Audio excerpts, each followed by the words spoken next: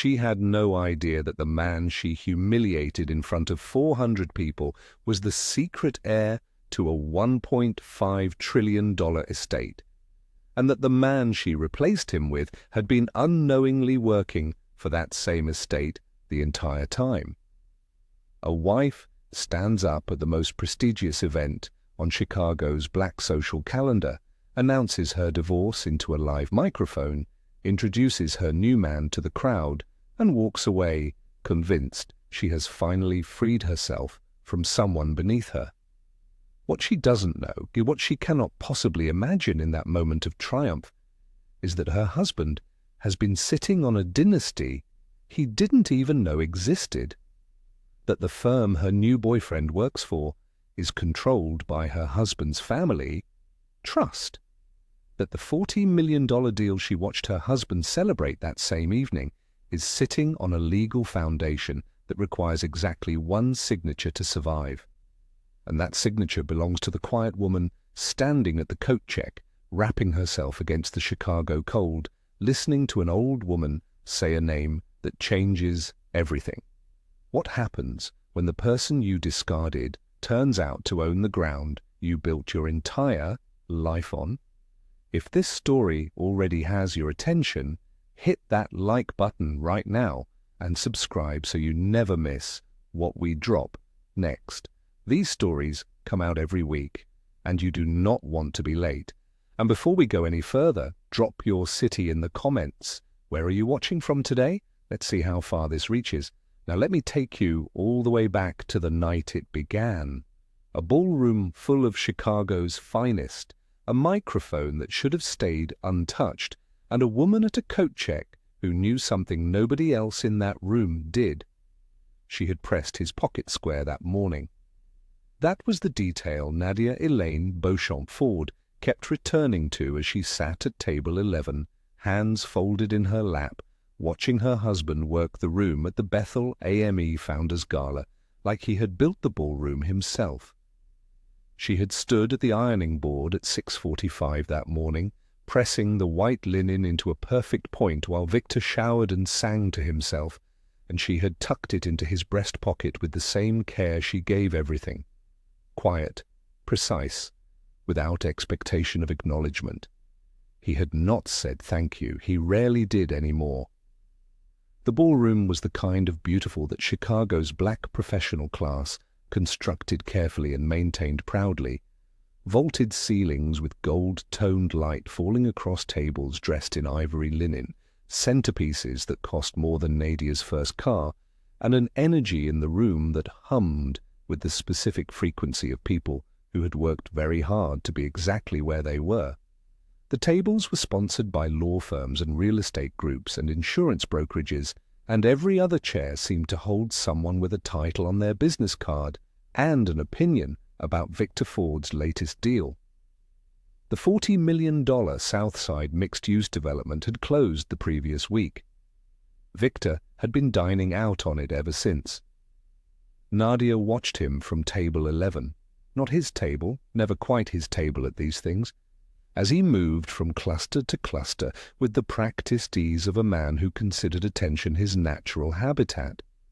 He shook hands with both of his, laughed at the right moments, tilted his head to listen in a way that looked like interest and wasn't. He was wearing the navy suit she had also pressed. She had not pressed it for this gala. She had pressed it because pressing things was simply what she did, the way she filed documents and read contracts and caught errors that no one else caught and never made a point of it. At the front table, in a gold dress that caught the light from every angle it could find, sat Gloria Antoinette Ford. Victor's mother held her champagne flute with the particular grip of a woman who believed crystal stemware was a character reference. She had told Nadia 7 years ago at a Christmas dinner that the dress she was wearing was cute for a budget. She had said it with a smile. She had meant every word. Gloria raised her chin when she saw Nadia glance over. Not quite a nod, not quite an acknowledgement, just the slight elevation of someone confirming they have been seen and are unimpressed. Near the bar, in a dress the colour of deep burgundy that she wore with the confidence of someone who had chosen it to be noticed, stood Désirée Okafor. Victor had introduced her 4 months ago as a Meridian contact, then as a business partner, then, with increasing frequency, not at all. Désirée had a way of entering spaces slightly ahead of her invitation, and she had done it tonight, standing near the bar with the posture of someone who belonged at the center of the room, and was simply being patient about it. Nadia had seen the way Victor's hand had found the small of Désirée's back at the November holiday mixer. She had filed that detail the same way she filed everything, quietly, precisely, without announcing it to anyone. The room shifted when Victor moved toward the small, raised platform near the front. Someone handed him a microphone with the familiarity of someone who had done it before, and the band tapered into silence, and 400 people turned their attention toward the man in the navy suit with the perfect white pocket square. He thanked his partners first, then the city, then the alderman whose ward had approved the South Side development. A long handshake across 2 tables that drew appreciative applause.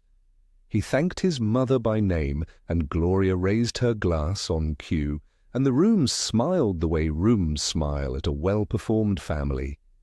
Then he said Désirée's name. He said she was his business partner, and the woman who had helped him see clearly. He said it with warmth that had been absent from his voice when he spoke to Nadia for longer than she could precisely calculate. And then, in the same unhurried tone a man uses to announce a quarterly earnings update, Victor Darnell Ford told 400 people that he and his wife had grown in different directions and that he would be filing for divorce the following Monday. Gloria raised her champagne flute. Désirée smoothed the front of her dress. The room went so quiet that Nadia could hear the ice shift in someone's water glass at the table beside her. She did not cry. She would not give the room that. She picked up her clutch from the table, thanked the woman beside her, a woman whose name she had not caught, for a lovely evening, and walked toward the coat check with the same steady pace she used to cross a parking lot in January. The coat check was tucked near the lobby doors, a small alcove with wood-panelled walls, and a woman behind the counter who had the unhurried stillness of someone who had seen everything this building had to offer and taken notes. She was perhaps 70, with close-cropped silver hair and reading glasses pushed up above her forehead, and she pressed Nadia's wrap into her hands before Nadia had even finished reaching for her ticket.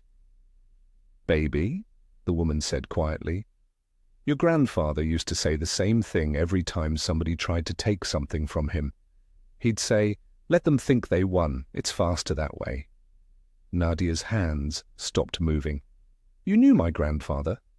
The woman, her name tag read Cora, smiled with the patience of someone who had been holding something for a very long time and was finally setting it down. "Beauchamp Family Holdings ring a bell." Nadia stood at the coat check with her wrap in her hands and a name in her ears that she had not heard spoken aloud in 29 years. Her mother's name, her mother's people, the estate she had been told held nothing and left nothing and meant nothing. The ballroom noise behind her had started up again. Someone was already laughing. She drove home in silence. She drove home in silence and found his desk exactly as he had left it. Victor had not come home after the gala. Nadia had not expected him to. She stood in the doorway of his study for a moment, taking in the familiar disorder of a man who considered neatness someone else's job. Papers fanned across the surface, a coffee mug with a brown ring dried into its base, folders stacked at angles that suggested urgency without actually being urgent. She had straightened this desk more times than she could count. She had organized his closing documents, color-coded his client files, and caught 3 billing errors in the past year that would have cost him real money if she hadn't said something. He had never said thank you for any of it. That was the texture of the marriage, if she was honest with herself. Not cruelty in the dramatic sense, not shouting, not broken dishes. Just a slow, consistent erasure. The kind that happens so gradually you don't notice it until you're standing in a ballroom with 400 people watching your husband announce your replacement, like a quarterly personnel update. Nadia had been a paralegal for 14 years. She had started at Caldwell and Burke, straight out of DePaul at 24, making $31,000 a year, and eating lunch at her desk because she did not want to miss anything. She had a gift for documents, for finding the thing that didn't line up, the clause that contradicted the one 3 pages earlier, the signature that should have been initialed and wasn't. Her supervising attorney, a methodical woman named Patricia Holt, had told her in her 3rd year that she had the mind of a litigator and the patience of a saint. Nadia had filed that away and kept her head down. She had been good at her job when she met Victor. She was still good at her job now. What 11 years of marriage to Victor Ford had done was make her smaller, not broken, not defeated, but compressed, the way pressure compresses things without destroying them. Her salary, once used for her own savings account and her own ambitions, had quietly migrated into Victor's ventures. The first time it was a $20,000 loan for his first office space, which she had given without hesitation because she believed in him. The second time it was $40,000 for the operating costs of Ford and Associates during a slow quarter, and she had given that too because he was her husband. By the time the amounts had grown large enough to matter, they had simply become the way things were. Victor's money was for expansion. Nadia's money was for the household. She had not complained. Gloria had ensured that Nadia understood her place in the structure long before the structure calcified into habit. Victor's mother had arrived at their home every Sunday for 11 years, always dressed as though she were attending something more important afterward, always with a comment delivered in the sweet register of a woman who has never needed to raise her voice to wound someone. She had once redecorated the living room while Nadia was at work. New curtains, a different rug, throw pillows in a color Nadia would never have chosen, and presented it upon Nadia's return as a gift. She had referred to Nadia at every Ford family gathering as Victor's helper, not his wife, not his partner, just his helper. And Victor had never corrected her, not once.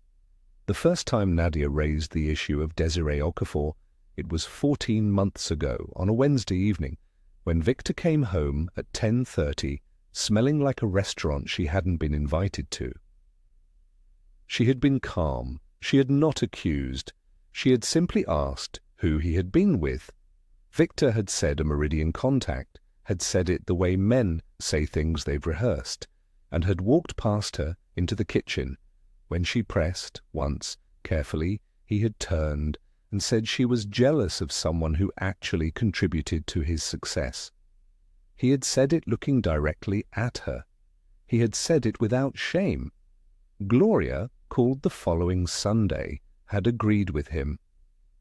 The second conversation about Desiree happened 6 months later, when Nadia found a text message she had not been looking for and had asked a simple question. Victor's response had been to ask her what she had to offer that Desiree didn't. He had not shouted it. He had said it quietly, which was somehow worse. Nadia had not answered. She had gone to the kitchen and washed the dishes that were already clean, and she had not brought it up again. She had never told Victor about her mother. Not the real story. Not the name, not the family, not the grandmother who had closed that chapter the week of the funeral and never opened it again. Victor knew Nadia's mother had died when she was 9. He knew she had been raised by her grandmother on the West Side in a two-flat that smelled like pine cleaner and had a picture of Jesus above the kitchen door. He knew she had one aunt she rarely spoke to, and a childhood she did not often discuss. He had never asked why. He had never thought to. Now, standing at his desk in the quiet of a house that had never quite felt like hers, Nadia pulled the South Side closing documents from the left-hand stack where she had watched Victor set them 2 weeks ago. She carried them to the kitchen table, she put on the kettle, and she began to read.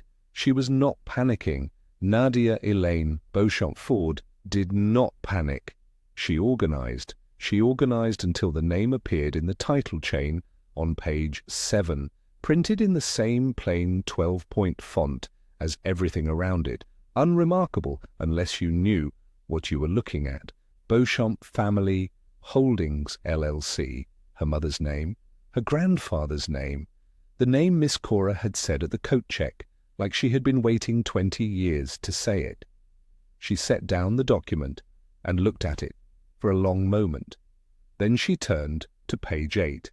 She turned to page 8 and kept reading. The kettle had not yet boiled. The kitchen was the quietest it ever got in that house. No television from the other room, no Victor on a call in the study, no Gloria arriving with her opinions and her perfume and her particular talent for making Nadia feel like a guest in her own home. Just the clock above the refrigerator and the sound of paper turning and Nadia's mind doing what it had been trained to do for 14 years. She read the title chain from the beginning. A title chain is exactly what it sounds like, a record of every hand a piece of property has passed through, going back as far as the records go. In Nadia's work, title chains were where problems lived. They were where the missing signature hid, where the clerical error compounded into a legal catastrophe, where a transaction that looked clean on the surface revealed 6 pages deep that something had never been properly transferred.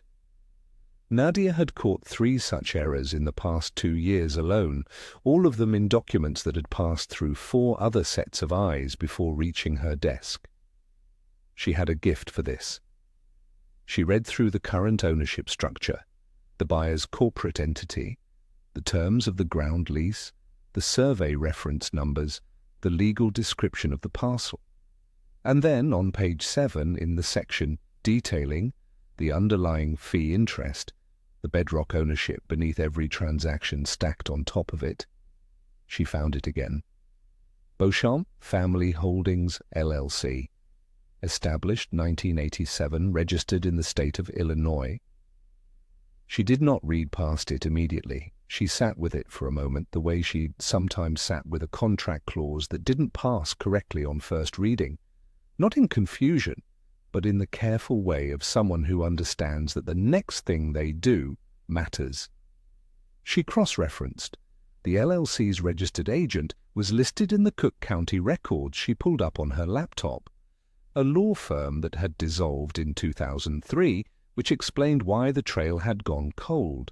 But the original filing was intact.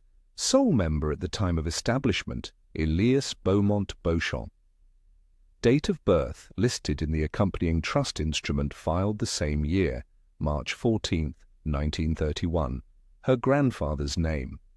She had not said that name in a very long time. She had not needed to. Her grandmother, Ida May, had closed that chapter the week of the funeral and never opened it again. Nadia had been 9 years old, standing in a church basement in a dress that was slightly too small, eating a chicken wing because she did not know what else to do, when her grandmother had taken her by the hand and said, in the flat voice of a woman swallowing something enormous, "Your mamma's people are gone now. There is nothing left over there. We don't need to go looking." Nadia had not gone looking. She had simply carried the name the way you carry something you were told to set down, aware of its weight, uncertain of its meaning, unwilling to put it anywhere permanent. She pulled her laptop closer and searched the Illinois Secretary of State's business registry. Beauchamp Family Holdings LLC was listed as active. She read that word twice. Active, not dissolved, not administratively revoked. Active, meaning it had been maintained, renewed, kept current, through whatever mechanism a trust uses to keep itself alive when its visible principles have gone quiet. Someone had been paying the registration fees. Someone had kept this entity breathing for 37 years. She sat back in her chair. The kettle began to sound. She did not get up. The legal implication was not abstract to her. She worked in property law adjacent enough to understand exactly what she was looking at. If Beauchamp Family Holdings LLC held the underlying fee interest in the South Side parcel, and if Victor's $40 million transaction had been executed on top of that parcel without the consent of the LLC's beneficial owner, then the title was not clean. The transaction was not clean. Every dollar that had changed hands in that closing, commissions, fees, construction loan draws, was sitting on a foundation with a crack running through its center. She photographed every page. She did it methodically the way she did everything, starting from the first page of the title commitment, moving through each exhibit, capturing the legal descriptions and the survey references and the section that contained the name. She checked each photograph for legibility before moving to the next. It took 11 minutes. Then she went to the bedroom closet, to the shelf above the hanging clothes, where she kept a fireproof lockbox that Victor had never asked about because Victor had never thought to. Inside was her passport, her grandmother's obituary, a savings account statement she had kept separate from their joint finances since the 3rd year of the marriage, when she had understood, quietly and without drama, that she needed something that was only hers, and her mother's death certificate. She unfolded it on the kitchen table beside the closing documents. Her mother's full name, Lorraine Elaine Beauchamp. Surviving family listed, Elias Beaumont Beauchamp, father. She looked at the two documents side by side for a long moment. Then she got up, poured the water over her tea bag, and sat back down. She tore a page from the notepad she kept next to the telephone, a habit Victor called old-fashioned, a habit she had maintained regardless. And she wrote one name on it, Margaret Osey, estate attorney. She had prepared wills for 2 of Margaret Osey's clients 3 years ago, and had read enough of the woman's legal work to know that she was precise, thorough, and had a particular expertise in the kind of generational property structures that most attorneys in Chicago had never seen and would not have known how to read. Nadia capped the pen. She did not call Victor. She did not text him. She did not cry or rage or stare at the ceiling. She drank her tea, washed the cup, set it in the drying rack, and went to bed at 5:17 in the morning, with the documents photographed, the lockbox closed, and one name written on a piece of paper beside the telephone. By the time Monday arrived, Victor was at the courthouse filing paperwork that he believed was going to simplify his life considerably. Nadia was already across town. The offices of Osey and Associates occupied the 14th floor of a building on Wacker Drive that had real wood paneling in the lobby and a receptionist who did not ask Nadia to spell her last name twice. Margaret Osey came to the doorway of her own office to meet her.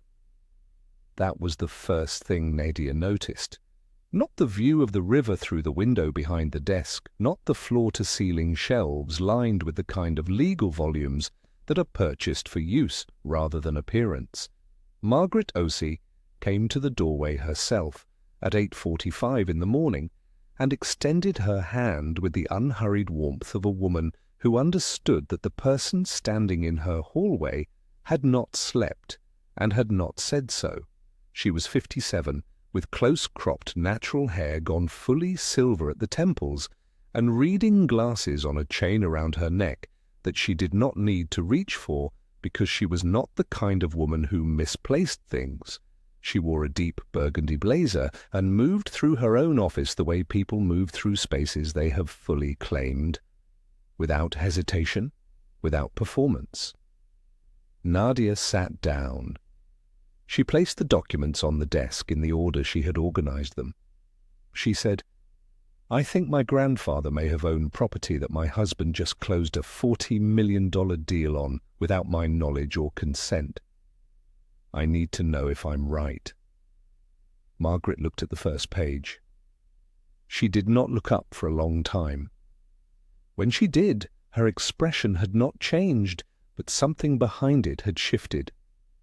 The particular quality of a professional who has just recognized something significant and is deciding how to deliver it. She reached for a binder on the shelf behind her, without looking away from Nadia.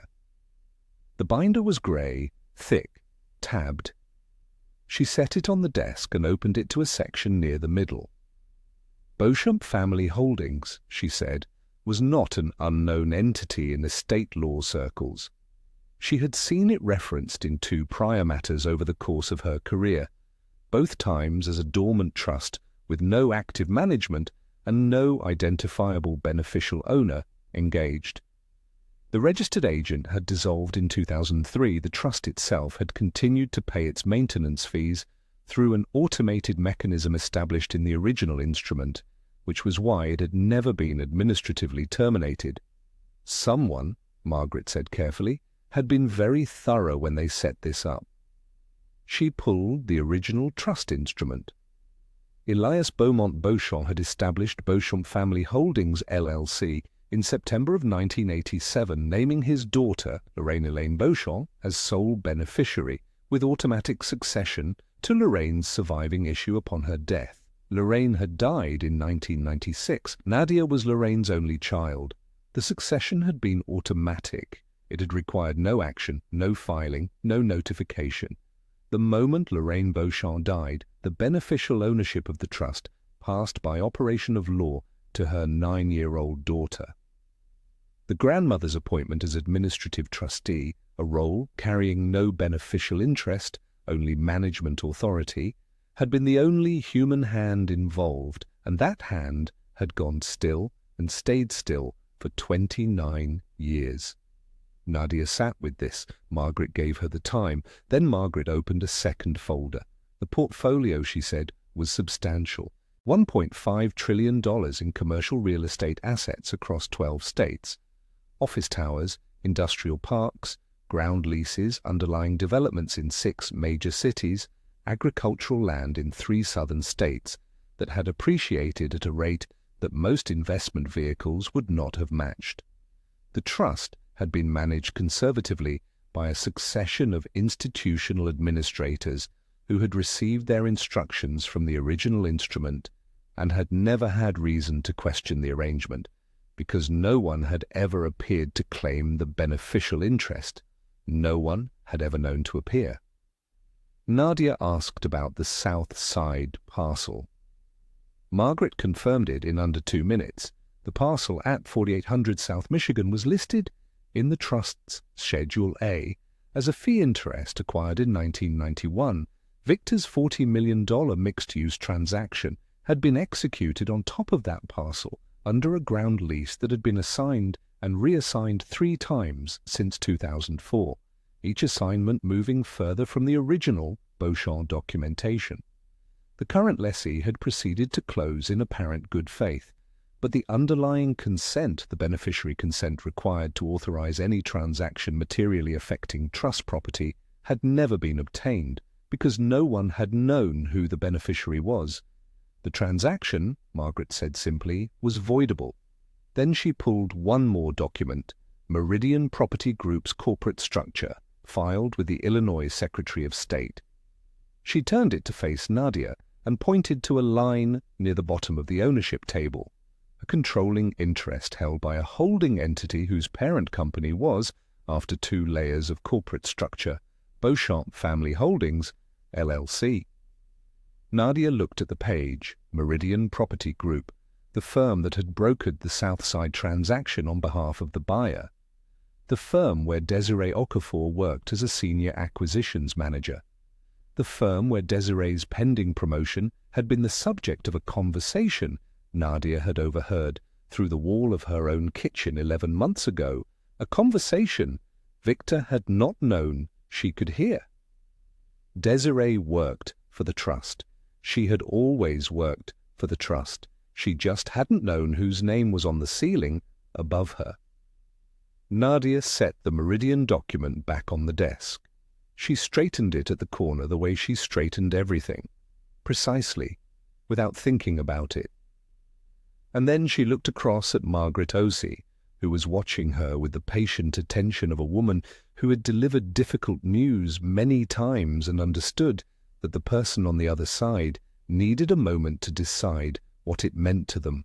"You have been the owner of this estate," Margaret said quietly, "for 29 years. You just didn't know it yet." The river moved behind her through the window. 14 floors below, the city went about its Monday. Nadia folded her hands on the desk, and then she asked the only question that mattered. What does activating the trust require? What activating the trust required, Margaret explained, was a signature.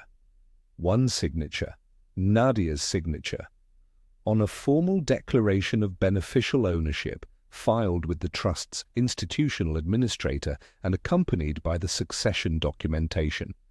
Her mother's death certificate, her own birth certificate establishing lineage, and the original trust instrument naming the succession clause. Nadia had 2 of those 3 documents already in her bag. The third was on file with the Cook County Vital Records Office and could be obtained same day. Margaret said all of this the way she said everything, completely, without rushing, as if the information deserved the space it took up. Nadia said she would like to proceed. They worked through the afternoon. Margaret's paralegal pulled the trust's institutional administrator of record, a fiduciary services division at a private bank called Meridian Trust Company, which was entirely separate from Meridian Property Group and shared only a name, and placed the initial call while Nadia and Margaret mapped the sequence at the conference table with a legal pad between them and 2 cups of tea that went cold before either of them touched them. The strategy took shape the way good legal strategies always do, not as a dramatic reversal, but as a series of precise, sequential steps, each one following logically from the one before it, each one using the existing legal structure rather than fighting it. Step 1. Activate the beneficial ownership formally and completely. Nadia signed the Declaration of Beneficial Ownership at 3:47 that Monday afternoon. She signed it the way she signed everything, clearly, without hesitation, the letters of her name exact and unhurried. Margaret dated it, had it notarized by the firm's notary, and transmitted it to the institutional administrator before close of business. Nadia Elaine Beauchamp-Ford was now, on paper and in practice, the managing member and sole beneficial owner of Beauchamp Family Holdings, LLC. She had always been. Now everyone would know it. Step 2 happened Tuesday morning. Margaret drafted the title challenge to the Southside parcel herself, working from the original trust instrument and the title commitment Nadia had photographed. The challenge was filed with the Cook County Recorder of Deeds under the trust's name, Beauchamp Family Holdings, LLC, with no individual name attached. To anyone reading it, it was an institutional action by a private entity asserting a prior claim. It was technically precise and entirely anonymous. The moment it was filed, the property was flagged, and a county stop work order was automatically generated for the construction site. By Tuesday at noon, the cranes on South Michigan had gone still. Victor did not yet know why. Step 3 was a letter. Margaret drafted it on Osey and Associates letterhead and addressed it to the chief lending officer at Lakefront Commercial Bank, which had issued the $18 million construction loan against the Southside property. The letter identified the title defect formally and notified the bank that the underlying parcel was subject to a beneficiary consent claim that had not been satisfied at closing. It flagged the loan as potentially encumbered and invited Lakefront's counsel to review. It was courteous, precise, and devastating. Banks, Margaret said simply, do not wait when title is in question. She was right. Step 4 was quieter. Nadia spent Wednesday afternoon reviewing Meridian Property Group's internal organizational chart, which Margaret had obtained through the trust's new administrative access as controlling interest holder. Desiree Okafor appeared on page 3. Senior Acquisitions Manager, South Side Division. Pending promotion to Division Director, review cycle scheduled for the following month. Her bonus structure was tied directly to the Southside transaction's successful close. Nadia looked at the page for a moment. Then she instructed Margaret to issue a restructuring directive to Meridian's board, framed as a routine ownership review initiated by the controlling interest holder, which was both accurate and entirely unremarkable on its face. The directive placed Desiree's division under administrative review and suspended all pending personnel decisions pending the completion of that review. No names, no explanations. Just the quiet exercise of ownership authority. Desiree would receive the notice through standard HR channels. Victor's divorce filing was confirmed Wednesday morning through the court's public records portal. Nadia had checked it herself from her desk at work, between filing a brief and returning a client call. She had noted it the way she noted most things, without visible reaction, with complete internal registration. She called Margaret's cell at lunch and instructed her to respond to Victor's attorney cooperatively, slowly, and with a formal request for full financial disclosure of all marital assets and business transactions covering the previous 11 years. That request, under the divorce proceedings discovery rules, was not optional. Victor had opened that door himself at 8:45 on a Monday morning at the Cook County Courthouse, wearing confidence like a coat he hadn't checked the weather for. Thursday, Nadia went back to work. She arrived at 7:15, made a fresh pot in the break room, and spent the morning on a commercial lease renewal for one of the firm's oldest clients. She ate lunch at her desk, leftover rice, and the last of the pot roast she had made Sunday, because she had made it anyway, out of habit, and she was not going to waste good food over Victor Ford. At 4:47 in the afternoon, Margaret sent a single text. Filed, 2 pages, Nadia's grandfather's name at the top, the Cook County Recorder's stamp at the bottom. Nadia set her phone face down on her desk and went back to work. By Friday morning, Victor's phone had started ringing. The certified mail arrived at Ford and Associates on a Friday morning at 10:47. Victor signed for it himself, which was unusual, but his assistant was out, and he was in a good mood. The kind of mood a man stays in when he believes he has just simplified his life considerably. He had filed his divorce papers Monday. He had spent the week moving forward. He had eaten dinner with Desiree twice and had spoken to his mother every day, and had felt, in the particular way of men who have mistaken motion for progress, that everything was finally going according to plan. He opened the envelope at his desk. He read the first paragraph. Then he read it again. Title challenge. Parcel at 4800 South Michigan. Beauchamp Family Holdings, LLC, Cook County Recorder's Office. Filed Thursday at 4:47. He called the title company before he finished the second page. The woman at the title company was courteous and careful, which is the particular combination that means the news is not good. She confirmed that a legitimate title challenge had been filed against the Southside parcel by an entity called Beauchamp Family Holdings, LLC, which was asserting a prior fee interest in the underlying property. She confirmed that a county stop work order had been generated as a procedural matter.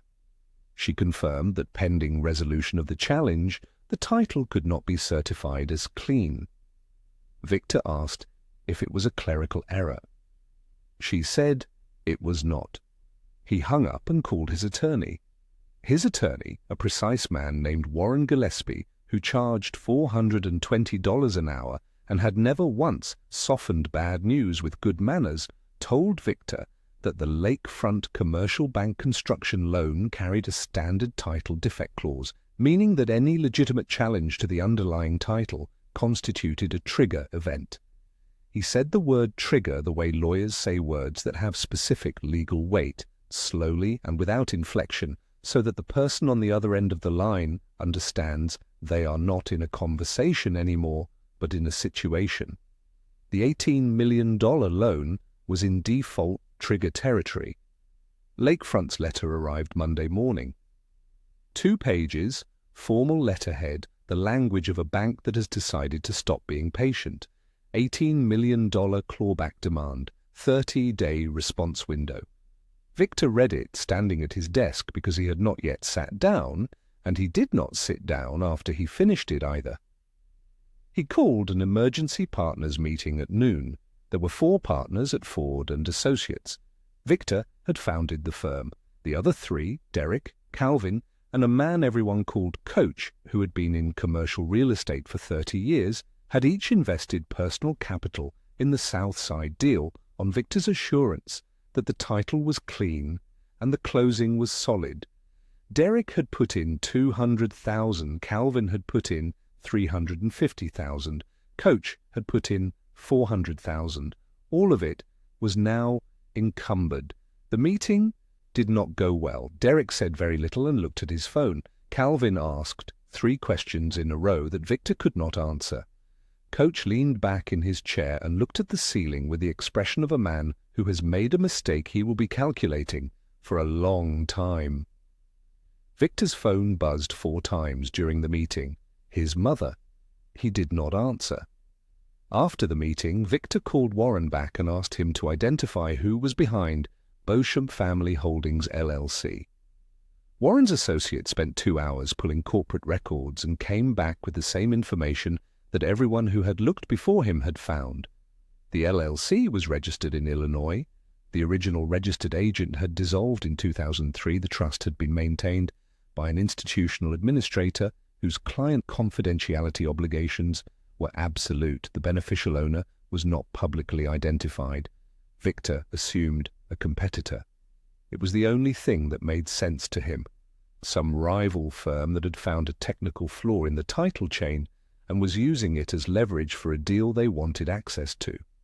He started making calls. He called 2 people he knew at other firms. He called an alderman whose office had approved the development. He called a contact at a title insurance company who owed him a favor. Nobody knew anything. Nobody had heard of Beauchamp Family Holdings making any moves anywhere in Chicago's commercial real estate market. Nobody could name a beneficial owner. The entity had appeared, filed its challenge, and gone completely quiet, like a hand laid on a table, patient and still, waiting for the other players to show theirs. By Monday afternoon, Victor's senior partner, Coach, had sent an email to the firm's managing account with 2 signatures required for transactions over $5,000. Victor's was no longer one of them. Suspended access, pending legal review. Victor sat at his desk in the office he had built and looked out at the Chicago skyline he had spent his career working toward, and could not name the thing that was coming for him. He still did not know it was his wife. Lakefront called the loan on a Tuesday. Not a letter this time, a phone call to Warren Gillespie at 7:58 in the morning before Victor had reached the office. $18 million recalled in full. 30 days had become 20. The bank had completed its own title review and was not waiting. Warren called Victor immediately. Victor's firm's operating account was encumbered by noon.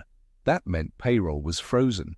12 employees, assistants, junior brokers, an office manager named Phyllis, who had worked for Ford and Associates since year 1, all received an internal memo that afternoon informing them that the current payroll cycle was under administrative review.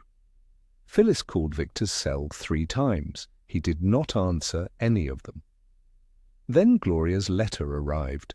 The firm's compliance officer had been required by law to flag all personal investments caught in the clawback review, and Gloria's $800,000 quietly moved into Victor's partnership account 9 months ago under the understanding that the South Side deal was a sure thing, had appeared on the third line of the encumbrance schedule like a name on a headstone. Gloria Antoinette Ford, $800,000, status encumbered. She drove to Victor's office that same afternoon without calling first. The conversation, conducted in Victor's office with the door closed and the blinds down, lasted 40 minutes. Gloria did not cry. She did not raise her voice past a certain register. She simply said in the flat and terrible tone of a woman recalibrating everything she believed about her son that she wanted her money back.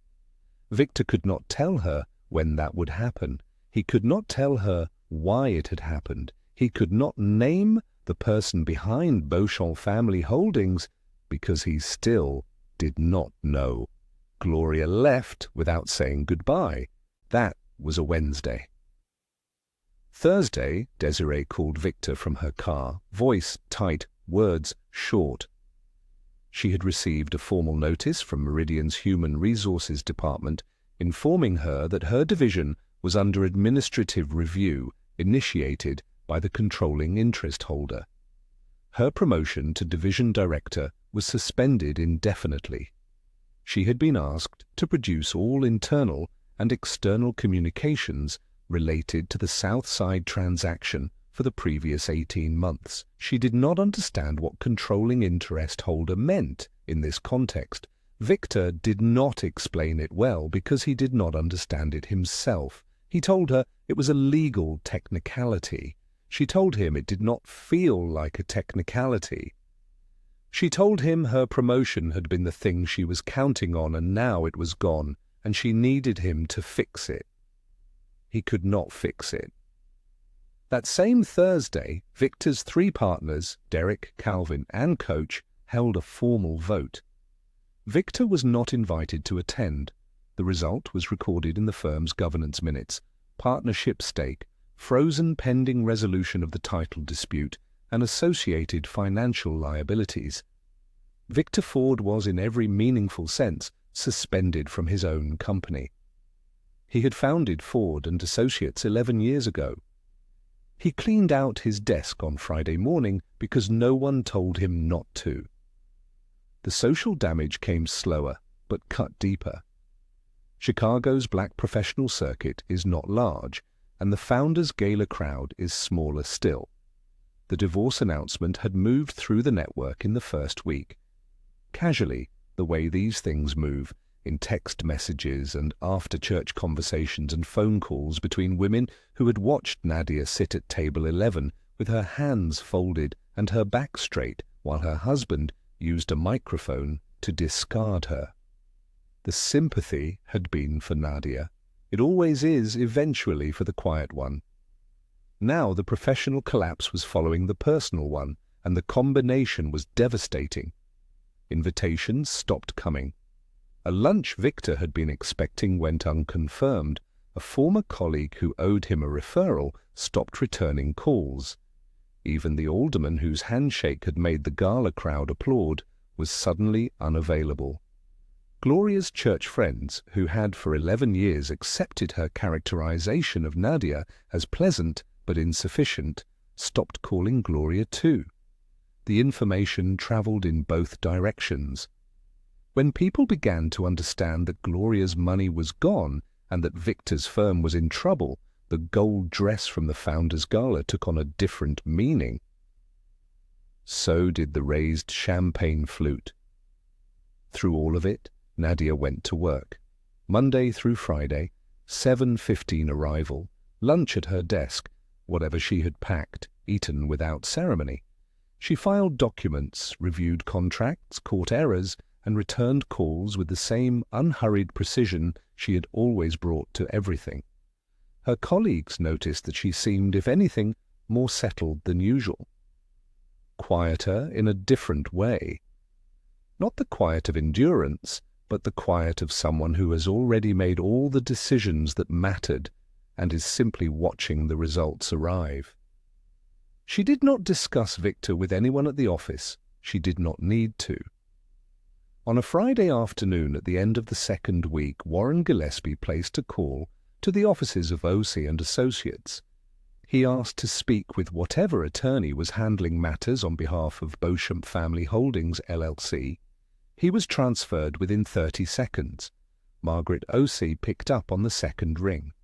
Warren asked, carefully, whether he was speaking with counsel for the beneficial owner of Beauchamp Family Holdings. Margaret said yes. There was a pause on the line that lasted exactly long enough for Warren to understand that the pause was intentional. He called Victor within the minute. Victor sat with the phone in his hand for a long time after Warren told him. Then he called Nadia and asked for a meeting. She chose the conference room on the 14th floor because it had a view of the river, and she wanted Victor to have to look at something beautiful while she took everything else away from him. She arrived 10 minutes early. She wore a plain charcoal blazer over a white blouse, her natural hair pinned back, no jewelry beyond her grandmother's small gold studs. She set her bag on the chair beside her and folded her hands on the table and waited. Margaret sat to her right, a legal pad in front of her, a pen uncapped. Neither of them spoke much before the door opened. Victor arrived with Warren Gillespie. He looked smaller than he had at the gala, not in height, not in the physical sense, but in the particular way that men who have lost control of a situation look smaller than they did when they were certain. He was dressed well because Victor was always dressed well, but the suit did not fit the moment the way it had fit the ballroom 3 weeks ago. He looked like a man wearing the armor of a version of himself that no longer existed. Gloria was behind him. She had insisted, Victor had told Warren, and Warren had advised against it, and she had come anyway in a burgundy wool coat and reading glasses on a chain because Gloria Antoinette Ford did not take advice when she believed she already knew the outcome of a room. She did not know the outcome of this room. Warren Gillespie opened his mouth to speak. Settlement language, the careful opening gambit of a lawyer trying to reframe a losing position as a negotiation. Margaret cut him off with 5 words. She said, "My client will speak first." Victor looked at Nadia. Nadia looked back at him without urgency, the way you look at something you have already fully understood and are simply now describing out loud. She began at the coat check. She told it exactly as it happened, Miss Cora, pressing the wrap into her hands, the name, the moment she stopped walking. She told it without drama, the way she would describe the sequence of events in a deposition. This happened, then this, then this. She described driving home in silence. She described finding his desk. She described the documents spread across the kitchen table at 4 in the morning, the title chain on page 7, the name in the margin in 12-point type. She described the cross-reference, the LLC registration, her grandfather's full name appearing on her laptop screen at 5 in the morning while the city was still dark. She described the lockbox, her mother's death certificate, the line that listed Elias Beaumont Beauchamp as surviving family. She described writing Margaret's name on a notepad beside the telephone. She described walking into this office the following Monday morning. The same Monday, Victor walked into the Cook County Courthouse, confident he was simplifying his life, and learning that she had been the legal beneficial owner of a $1.5 trillion estate since she was 9 years old. Victor's jaw tightened. Warren placed a hand flat on the table in front of him, a small, steadying gesture. Then Nadia told him about Meridian. She told it plainly. Beauchamp Family Holdings held a controlling interest in Meridian Property Group, had held it for years. Desiree Okafor, the woman Victor had introduced at the founders' gala as the person who helped him see clearly, the woman he had positioned as Nadia's replacement in front of 400 people, had been, the entire time, an employee of Nadia's family's company. Her salary, her bonuses, her pending promotion to division director. All of it had flowed from an entity that Nadia's grandfather built in 1987 and that Nadia now controlled. Gloria made a sound, not a word, just a sound. Nadia did not look at her. She looked at Victor, and she said the thing she had been carrying since the coat check, the thing that had organized itself into language somewhere between page 7 of the title chain and 5:47 in the morning when she finally went to bed. "You announced our divorce in front of 400 people," she said, "like you were letting staff go, but what you didn't know was that Desiree works for me, has always worked for me, and every dollar your firm made on that deal needed one signature to be legal. You married that signature 11 years ago. You just never thought to learn her last name." The room held the silence that follows something irreversible. Victor's composure did not shatter all at once. It went in stages. First the jaw, then the eyes, then the particular stillness of a man who has just understood that the ground under everything he built has been owned by the woman he discarded. Warren placed his hand on Victor's arm. Victor did not appear to notice. Gloria began to cry, not the soft, dignified tears of a woman who feels remorse, the raw, calculating tears of a woman doing arithmetic. $800,000 gone. Her son's firm gone. The founders' gala circuit gone. All of it traceable back to the woman she had spent 11 years calling Victor's helper. Nadia watched none of this with satisfaction, and none of it with pity. She reached into her bag and withdrew a document, 2 pages, clipped at the corner. She set it on the table and slid it across to Warren with the same motion she had used 10,000 times to pass a brief across a conference room table. Smooth, unhurried, completely certain. The terms, she said, under which she would provide the signature that would clear the Southside title and allow the transaction to be legally ratified. Those terms included a full forensic audit of 11 years of marital finances, covering every account, every investment, every business transaction in which her salary had been used without documentation. They included a settlement figure that Margaret had calculated and that Warren would find reasonable precisely because the alternative was not. She stood. She buttoned her coat. She picked up her bag. She looked at Victor one last time, not with anger, not with triumph, but with the clear and final gaze of a woman who has finished a task she should never have had to begin. "You can keep the furniture," she said, and she walked out. Warren Gillespie called Margaret the following morning. The terms were accepted, all of them. Victor signed before noon. That was the last time Nadia thought about him for a very long time. The forensic audit of 11 years of marital finances took 6 weeks. What it found was what Nadia had always known at some level: her salary, her savings, her quiet and consistent contributions to a life that had been credited entirely to Victor, now documented, calculated and converted into a settlement figure that Warren had called reasonable and that Margaret had called fair, and that Nadia had called sufficient, because sufficient was all she had ever needed anything to be. Victor lost his partnership stake in the formal resolution that followed. His partners, unwilling to carry the liability of his name through the restructuring, voted to buy him out at a deeply discounted valuation. He received a fraction of what Ford and Associates had once been worth, which itself had been worth a fraction of what it would have been if the South Side deal had closed cleanly.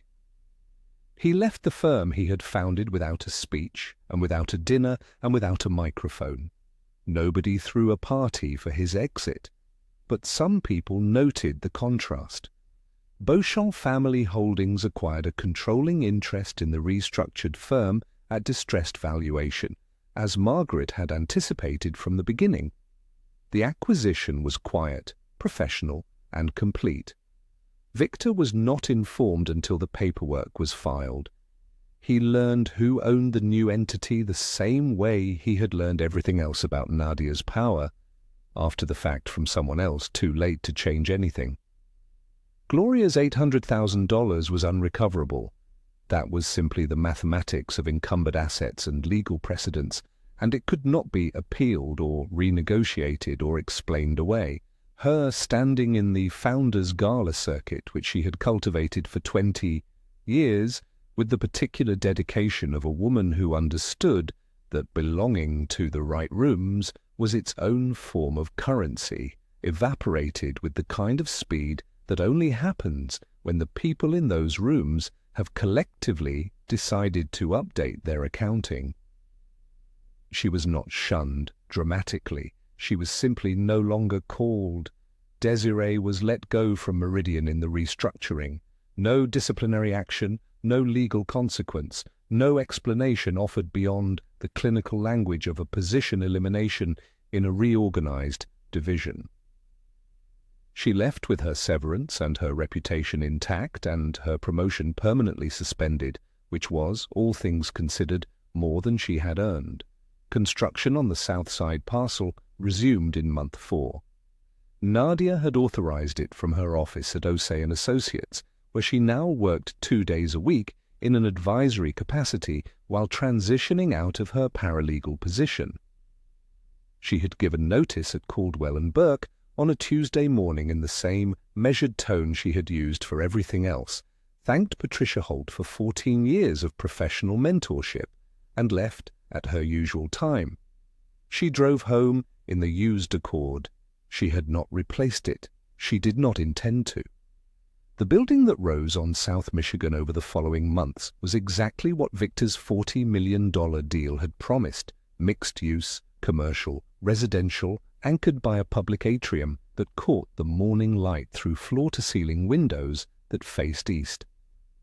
15% of the commercial space was designated as subsidized small business leases, available to Southside entrepreneurs through an application process that Nadia had designed herself, drawing on the same precision she had applied to every document she had ever touched.